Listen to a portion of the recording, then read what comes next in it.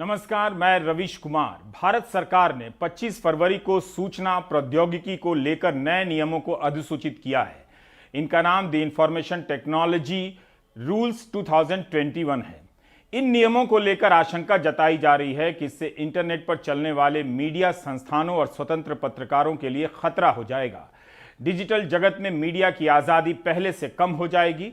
हम आज इस पर फोकस करेंगे। पहले देखेंगे कि सरकार ने डिजिटल प्लेटफॉर्म के लिए नियम बनाते समय न्यूज़ चैनलों की नियामक संस्था एनबीए और प्रिंट मीडिया की नियामक संस्था भारतीय प्रेस परिषद का हवाला दिया है। क्या इन संस्थाओं के पास रेगुलेटर बनने की पर्याप्त शक्तियां हैं? कहीं ऐसा तो नहीं कि इन दंतहीन संस्थाओं का हवाला देकर सरकार ने डिजिटल जगत के लिए दैत्याकार नियंत्रण बना दिया हो? इन संस्थाओं के लिए दंतहीन शब्द का इस्तेमाल अदालतों में ही हुआ है। थोड़े बहुत उदाहरणों के साथ हम यह भी देखेंगे कि अफवाहों को लेकर चिंतित सरकार तब कदम उठाती है क्या जब गोदी मीडिया के संस्थान आईटी सेल अफवाह और फेक न्यूज फैलाते हैं। कहीं ऐसा तो नहीं कि सरकार या बीजेपी के फायदे के लिए फेक न्यूज ठीक है, वही फेक न्यूज खराब है जो उनके खिलाफ है। फिर हम दिवायर के याचिकाकर्ता से भी बात करेंगे। खबरों की कतरनें बता रही हैं कि भारत सरकार ने ऑनलाइन प्लेटफॉर्म के लिए आचार संहिता बनाई है, नए नियम तय किए हैं और सजा का प्रावधान भी है। सरकार ने कहा है कि प्रिंट और इलेक्ट्रॉनिक मीडिया के लिए नियामक संस्थाएं हैं, फिल्मों के लिए सेंसर बोर्ड है। उसी तरह इंटरनेट पर मौजूद over the top OTT platform को भी नियमों का पालन करना होगा। नेटफ्लिक्स और अमेजॉन प्राइम को आप ओटीटी प्लेटफॉर्म के रूप में जानते हैं, जिनके यहाँ के कार्यक्रमों की विविधता और व्यापकता इसलिए भी है कि वहां किसी तरह का सेंसर नहीं है। नए नियमों के अनुसार अब कंटेंट का कई तरह से वर्गीकरण किया गया है। विवादों के निपटारे के लिए 3 चरणों की व्यवस्था बनाने की बात कही गई है। सरकार कहती है कि उसने ये पहल इसलिए की कि लोगों ने पत्र लिखे, संसद के सदनों में 50 से भी अधिक प्रश्न पूछे गए। जैसे आपको पता है कि नई टेक्नोलॉजी का एक अच्छा फल है कि डिजिटल मीडिया न्यूज़ पोर्ट्स भी बन गए, न्यूज़ पोर्टल्स बन गए। वैसे ही ओटीटी प्लेटफॉर्म आ गया। लेकिन एक फर्क रहा कि जो आप लोग बैठे हैं प्रिंटिंग प्रेस से जो आते हैं, उनको प्रेस काउंसिल का कोड फॉलो करना पड़ता है। लेकिन ऐसा डिजिटल मीडिया पोर्टल को कोई बंधन नहीं है। यहां टीवी के लोग हैं, उनको केबल नेटवर्क एक्ट में जो प्रोग्राम कोड है वो उनको फॉलो करना पड़ता है। लेकिन ओटीटी प्लेटफॉर्म्स को ऐसा कोई नियम नहीं है और इसलिए सरकार ने यह समझा कि एक लेवल प्लेइंग फील्ड होना चाहिए। All media platforms must have the same justice system और इसलिए डिजिटल हो, प्रिंटिंग हो, टीवी हो, ओटीटी हो, कुछ नियमों का पालन करना पड़ेगा, कुछ प्रोसेस सेट करना पड़ेगा। यह नियम केवल नेटफ्लिक्स, अमेजॉन प्राइम जैसे ओटीटी प्लेटफॉर्म पर लागू नहीं होते, बल्कि न्यूज वेबसाइट पर भी लागू होंगे। इन्हें बताना होगा कि कोई सामग्री कहां से प्रकाशित हुई, किसने प्रकाशित की। इन सभी को शिकायतों के निपटारे के लिए एक नियामक संस्था बनानी होगी, जिसके प्रमुख रिटायर्ड जज होंगे। आप जानते हैं कि मीडिया की स्वतंत्रता ना तो इन नियामकों से तय होती है और ना केवल इनके कारण मीडिया की स्वतंत्रता की रक्षा होती है। यह बात ध्यान में रखना जरूरी है। इन नियामकों के रहते ही भारत में प्रेस की स्वतंत्रता की रैंकिंग दुनिया भर में गिरती जा रही है। There has to be a place for making grievance. उसकी सुनवाई होनी चाहिए और उसके सुनवाई पर कोई जजमेंट आना चाहिए। और जैसे हम टीवी पे देखते हैं कि टीवी पर स्क्रॉल आता है, माफी मांगते हैं, कुछ दंड भी होता है, तो ये खुद करते हैं, सरकार नहीं करती। तो वैसा ही हम करना चाहते हैं कि ये होना चाहिए। सूचना प्रसारण मंत्री की बात ठीक है कि न्यूज चैनलों की बेशक एक नियामक संस्था है, लेकिन एक ही देश में कुछ चैनल इस नियामक संस्था के सदस्य हैं और बहुत से चैनल नहीं हैं। किसी चैनल के लिए नियामक संस्था का सदस्य होना अनिवार्य नहीं है। अगर आप रिपब्लिक चैनल हैं और अर्नब गोस्वामी हैं या दूसरे गोदी मीडिया के एंकर या मालिक हैं चैनल हैं, तो अनुभव और तमाम साक्ष्यों से बताया जा सकता है कि उन पर किसी नियम की कोई बंदिश नहीं है, नैतिक बंदिश तो है ही नहीं। मौजूदा नियामक संस्था का नाम न्यूज ब्रॉडकास्टिंग स्टैंडर्ड्स अथॉरिटी है। एनबीएसए के 26 ब्रॉडकास्टर्स और उनके 77 चैनल सदस्य हैं, जबकि चैनलों की संख्या इससे कई सौ गुना ज्यादा है। जुलाई 2019 में 50 चैनलों ने मिलकर एक संस्था बनाई, न्यूज ब्रॉडकास्टर्स फेडरेशन। दिसंबर 2019 में 78 चैनलों की संस्था ने अर्नब गोस्वामी को अपना अध्यक्ष भी चुन लिया। न्यूज चैनलों की नियामक संस्था के अनुभव एक समान नहीं है। कई मामलों में एनबीएसए ने सजा सुनाई तो चैनल ने सदस्यता ही छोड़ दी। कुछ मामलों में इस संस्था ने कॉमन ग्राउंड रूल तय करने में अच्छी भूमिका निभाई, लेकिन उनमें भी ऐसे मामले ज्यादा होंगे जब सरकार या अदालत के निर्देशों को लागू कराने की बात हो। सुदर्शन न्यूज ने यूपीएससी जिहाद को लेकर कार्यक्रम बनाया था। यह मामला सुप्रीम कोर्ट पहुंचा, तब जस्टिस डीवाई चंद्रचूड़ ने एनबीए से कहा था कि आप टीवी भी देखते हैं, ऐसे न्यूज आइटम पर नियंत्रण क्यों नहीं किया। तब कोर्ट ने कहा था कि बताइए कि संगठन को कैसे मजबूत किया जाए। पिछले 7 साल में न्यूज चैनलों पर फेक न्यूज के फैलाने के कई आरोप लगे। बाकायदा लोगों ने सबूत दिए, लेकिन कुछ नहीं हुआ। उन मामलों में नियामक संस्थाओं ने क्या किया या चैनलों ने खुद से क्या किया या सरकार ने क्या किया, यह सवाल पूछने की जरूरत नहीं, जवाब जानते हैं। महीनों हफ्तों चैनलों पर एक तरफा सांप्रदायिक कार्यक्रम चले, लेकिन उन पर रोक नहीं लगी। ऑल्ट न्यूज ने सैकड़ों फेक न्यूज पकड़े हैं। अब तो सूचना मंत्रालय की इकाई पीआईबी भी फेक न्यूज का लेबल देने लगा है। क्या जब ऑल्ट न्यूज फेक न्यूज पकड़ता है तो उस फेक न्यूज को पीआईबी संज्ञान में लेता है? इस सवाल का जवाब आप खुद भी खोजिए। जैसे आप इस खबर पर पीआईबी के फेक न्यूज का लेबल नहीं देख सकेंगे, जिसे ऑल्ट न्यूज ने उजागर किया। ऑल्ट न्यूज ने दिखाया कि कैसे असम चुनाव से संबंधित एक फेक वीडियो में कांग्रेस की सहयोगी पार्टी एआईयूडीएफ के नेता और सांसद मौलाना बदरुद्दीन अजमल को कहते दिखाया गया कि इसी भारत पर मुगलों ने 800 साल राज किया है, इस देश को इस्लामिक राष्ट्र बनाएंगे। इस वीडियो को वायरल कराया गया। विश्व हिंदू परिषद के राष्ट्रीय प्रवक्ता विनोद बंसल ने शेयर किया, अजमल को जिहादी लिखा। यही नहीं, दूरदर्शन के पत्रकार एंकर ने भी इसे शेयर किया। एबीपी और इंडिया टीवी की न्यूज एंकर ने भी शेयर किया। यही नहीं, प्रधानमंत्री मोदी एक हैंडल को फॉलो करते हैं, सोल फैक्ट्स, उसने भी शेयर किया। ऑल्ट न्यूज की अनुराधा ने अपने शोध में पाया कि अजमल ने ऐसा कोई बयान नहीं दिया था। पूरा वीडियो देखने पर अजमल कुछ और कह रहे हैं कि मुगल बादशाहों ने 800 साल राज किया, लेकिन उनमें इतनी हिम्मत नहीं हुई कि इस देश को इस्लामिक राष्ट्र बना दें। ये बात कह रहे हैं। आप पूरी रिपोर्ट ऑल्ट न्यूज की साइट पर पढ़ सकते हैं। इसी साल 18 जनवरी को जब फर्जी टीआरपी का मामला आया, तब एनबीए ने अर्नब के चैनल के खिलाफ कार्रवाई करने की मांग की। उस मांग का क्या हुआ? एनबीए खुद अर्नब गोस्वामी के चैनल को लेकर फाइन नहीं कर सकती है। यह बात प्रकाश जावड़ेकर ने नहीं बताई या उन्हें बताने का मौका नहीं मिला होगा प्रेस कॉन्फ्रेंस में। इसी की जगह कोई ऐसा चैनल होता जो सवाल करता रहा हो तो एनबीए और सरकार दोनों सक्रिय हो जाती। एनबीए ने यह भी कहा कि रेटिंग एजेंसी बार को पहले भी शिकायत की गई, मगर उसने इस बात पर कोई ध्यान नहीं दिया। इससे साफ होता है कि रेटिंग एजेंसी भी एनबीए की बात नहीं मानती है। तो आपने देखा कि डिजिटल मीडिया के लिए सख्त नियम लाकर सरकार जिस नियामक संस्था का हवाला दे रही है, उसके पास कोई खास शक्ति नहीं है। तमाम चैनलों के पास आजादी है कि वे एनबीए का सदस्य ना बने। क्या यही आजादी डिजिटल प्लेटफॉर्म के पास होगी, नेटफ्लिक्स के पास होगी, अमेजॉन के पास होगी? यह बात सुशांत सिंह राजपूत के केस में बॉम्बे हाईकोर्ट ने भी अपनी टिप्पणी में कही है। अब आते हैं भारतीय प्रेस परिषद या प्रेस काउंसिल ऑफ इंडिया पर। अगस्त 2019 में इस संस्था ने सुप्रीम कोर्ट में बाकायदा जम्मू कश्मीर में मीडिया पर अंकुश लगाए जाने का समर्थन किया था। अनुराधा भसीन के मामले में आप इंटरनेट से खबरें निकालकर देख सकते हैं। जब आलोचना हुई तब राय बदली। क्या तब सरकार प्रेस की स्वतंत्रता के लिए आगे आई थी? 2018 में प्रेस काउंसिल ऑफ इंडिया ने सुप्रीम कोर्ट में कहा था कि उसके पास Press Council of India Act के उल्लंघन करने पर किसी मीडिया संस्थान या व्यक्ति को दंडित करने की कोई शक्ति नहीं है। तो आपने देखा कि प्रेस काउंसिल ऑफ इंडिया और न्यूज ब्रॉडकास्टर्स एसोसिएशन दंतहीन संस्थाएं हैं। क्या इसी तरह की नियामक संस्था सरकार ने इंटरनेट के प्लेटफॉर्म के लिए बनाई है? जवाब है नहीं। बहरहाल सूचना प्रसारण मंत्री का एक और बयान देखिए।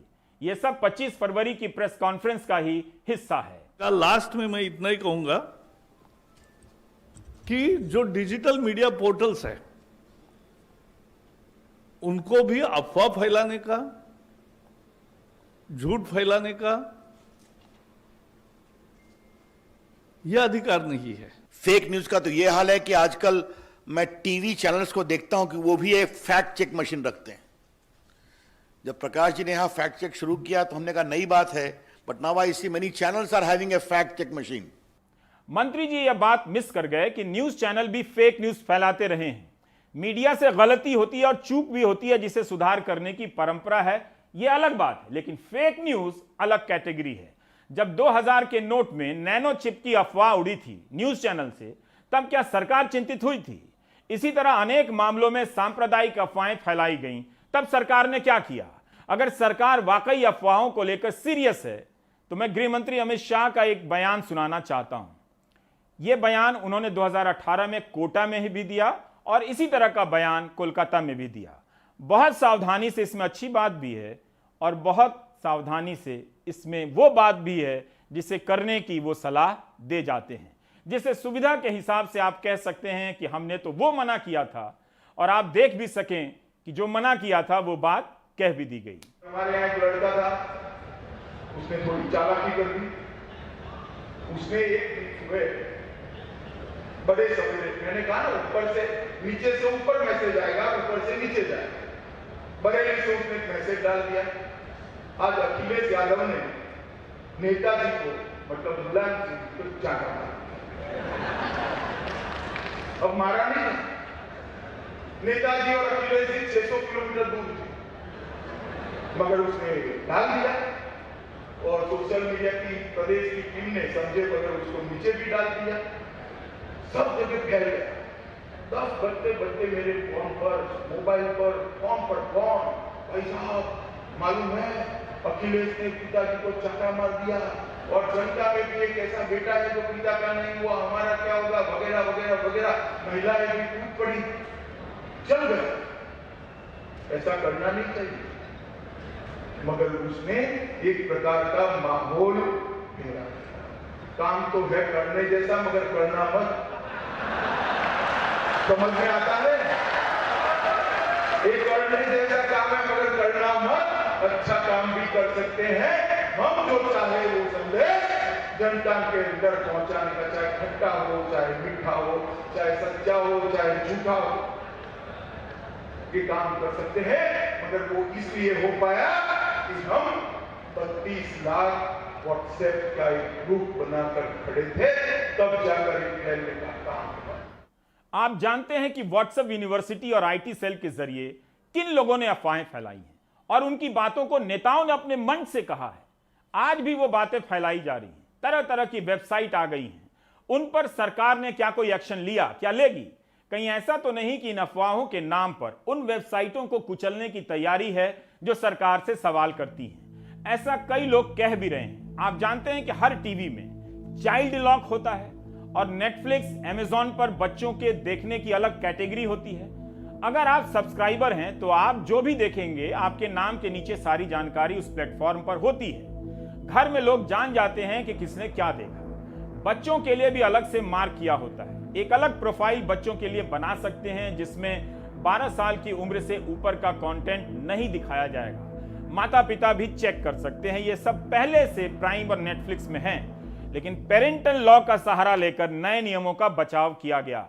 नए आईटी नियमों को लेकर एडिटर्स गिल्ड ऑफ इंडिया ने चिंता जताई है। गिल्ड ने अपने बयान में कहा है कि सूचना प्रौद्योगिकी एक्ट के तहत जो नियम बनाए गए हैं, इससे इंटरनेट पर काम करने वाले प्रकाशकों के काम में बुनियादी बदलाव आ जाएगा। इससे भारत में मीडिया की स्वतंत्रता को गहरा धक्का लगेगा। इन नियमों से केंद्र सरकार को शक्ति मिलती है कि वह देश भर में कहीं भी प्रकाशित किसी समाचार को ब्लॉक कर दे, डिलीट कर दे या उसमें बदलाव कर दे, बिना किसी न्यायिक हस्तक्षेप के। इन नियमों के कई प्रावधान डिजिटल न्यूज मीडिया और व्यापक रूप से मीडिया को अवांछित अंकुश लगा देते हैं। एडिटर्स गिल्ड को इस बात की चिंता है कि सरकार ने नियमों की अधिसूचना जारी करने से पहले किसी भी स्टेक होल्डर से राय मशविरा नहीं किया।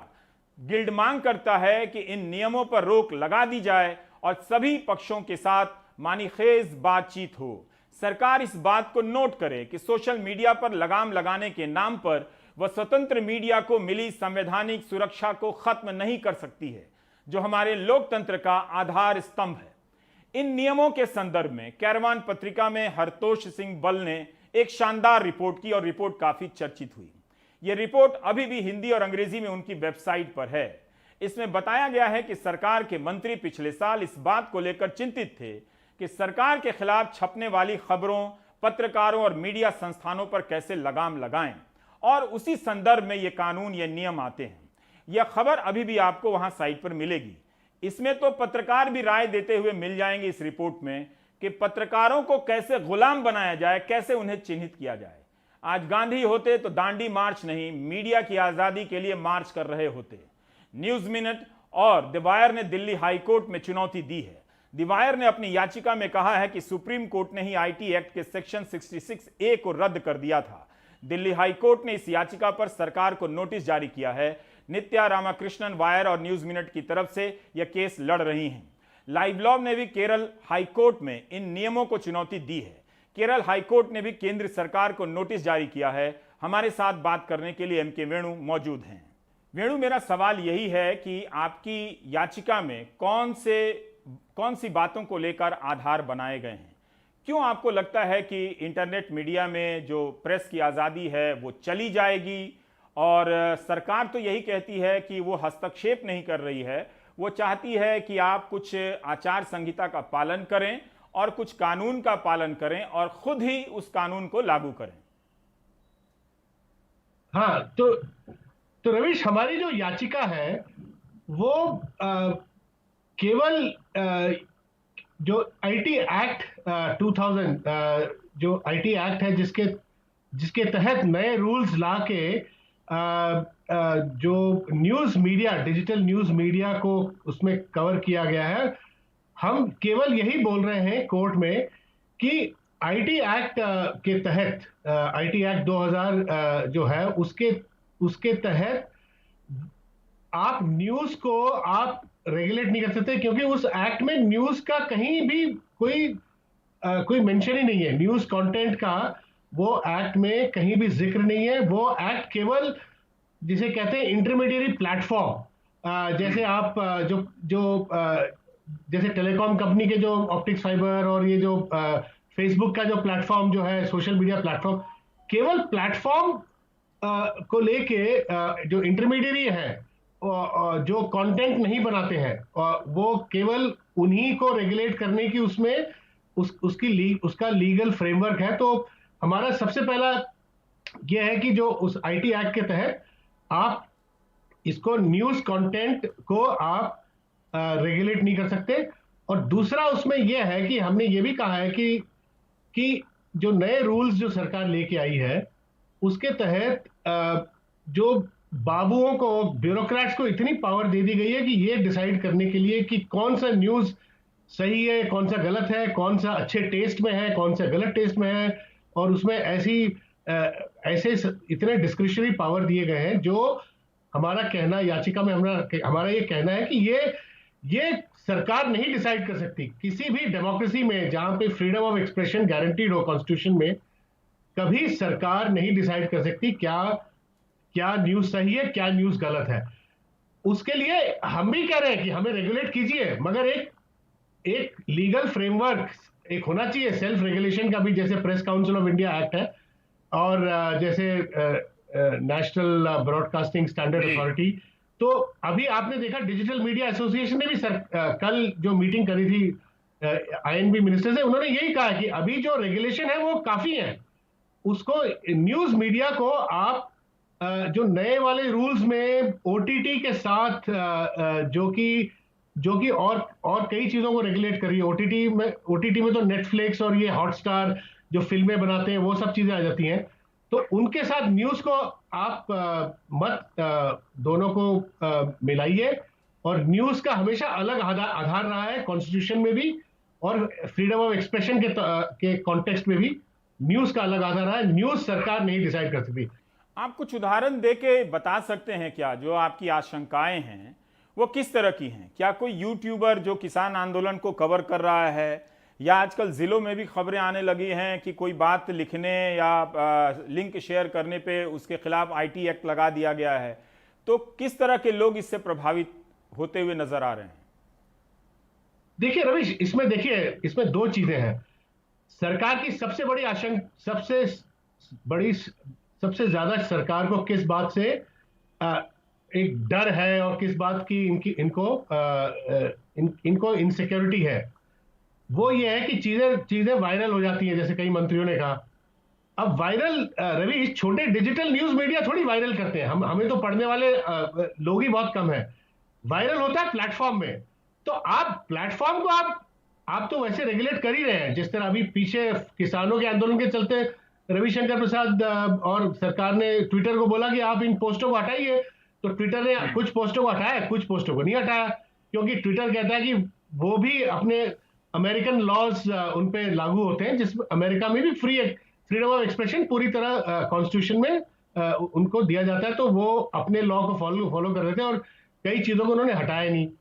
उसको लेके इनको नाराजगी हुई। फिर उन्होंने कहा कि हम इनको सब वो करेंगे, सोशल प्लेटफॉर्म वगैरह को अंकुश लगाएंगे। अच्छा, सोशल प्लेटफॉर्म कहते कहते रवीश, ये छोटे डिजिटल न्यूज साइट्स पे आ गए।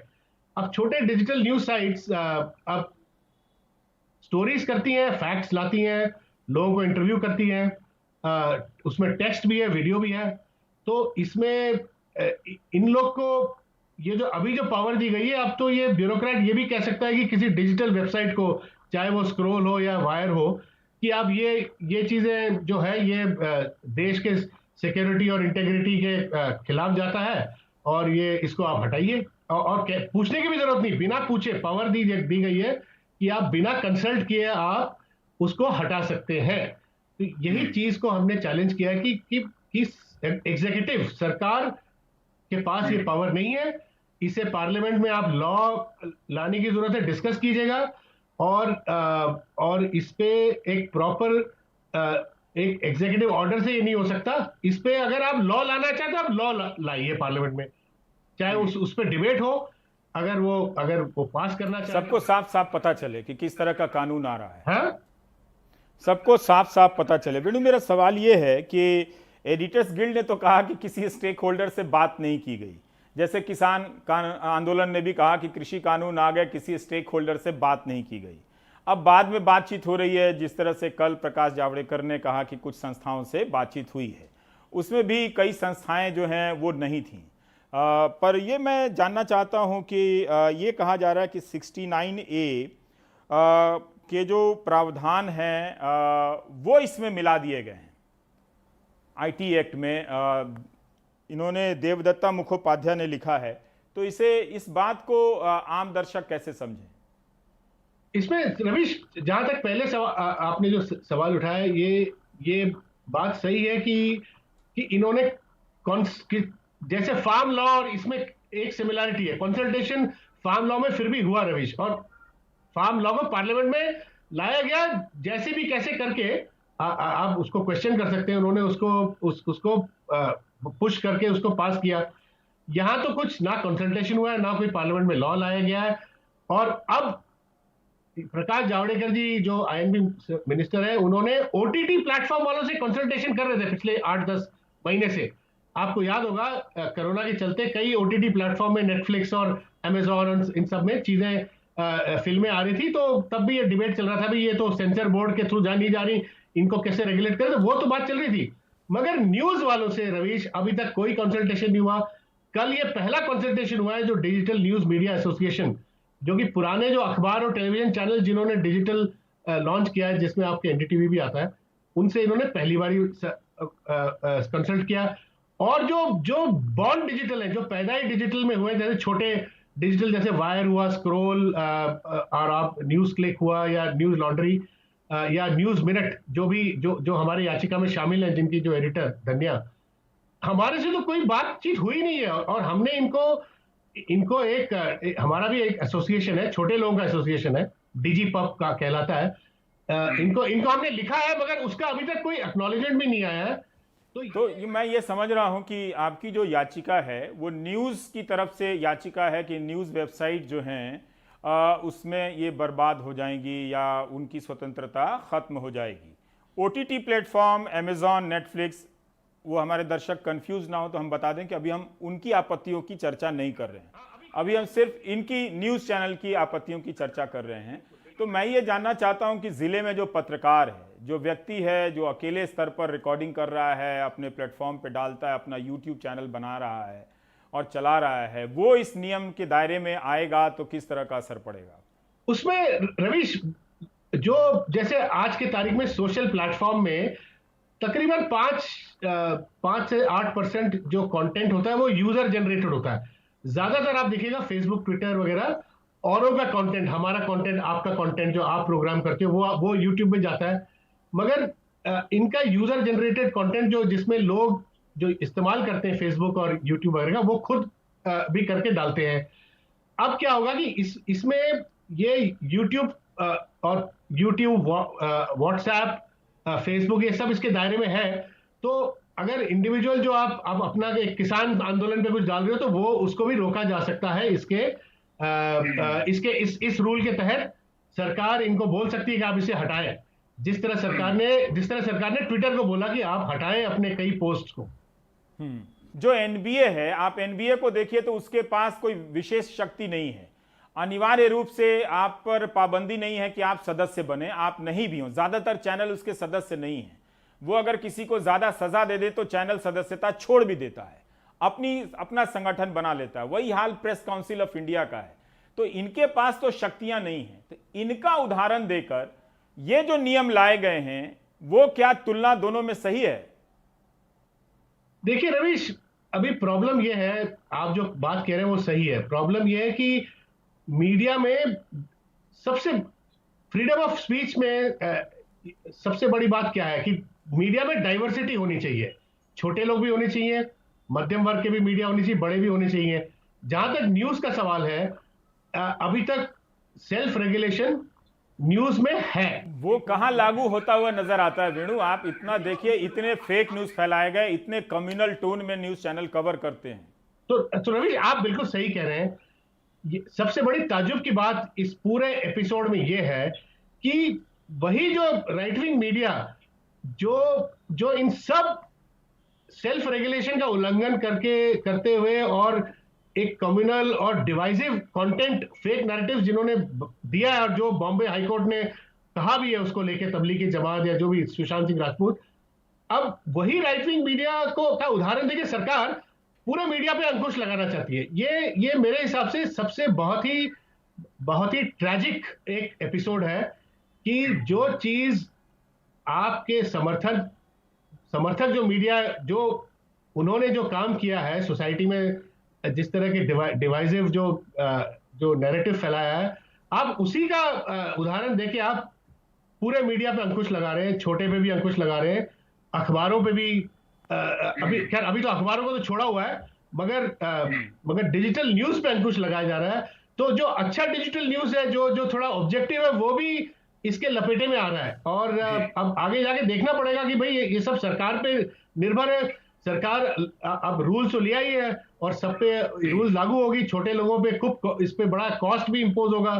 अब छोटे लोग सह पाएंगे कि नहीं, पता नहीं, ये सब देखना पड़ेगा। ये सब जी, बहुत बहुत शुक्रिया वेणु हमसे बात करने के लिए। वक्त है एक ब्रेक का।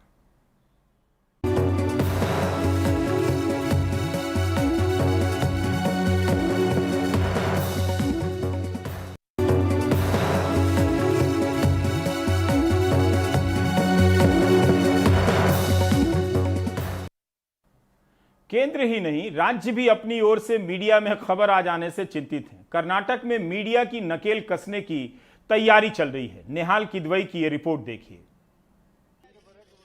कर्नाटक के मुख्यमंत्री बीएस येडियुरप्पा आजकल काफी दबाव में हैं। बजट सत्र की शुरुआत के वक्त एक मंत्री को विवादास्पद सीडी के बाद इस्तीफा देना पड़ा और 6 मंत्रियों ने अदालत से एंटीसिपेटरी इंजंक्शन के जरिए ऐसी किसी भी रिपोर्ट को दिखाने या लिखने पर रोक लगवा दी जिससे उनकी छवि खराब हो सकती है।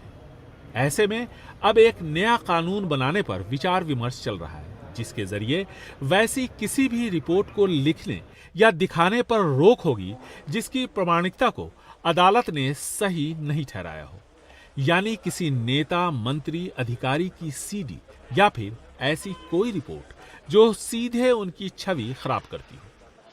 They have discussed lot of things. देखिए, कुछ विधायक आए थे, बात हुई, आईटी एक्ट भी है, विचार हो रहा है। So we are just examining the whole issue. So will that be brought into assembly as well? We are examining.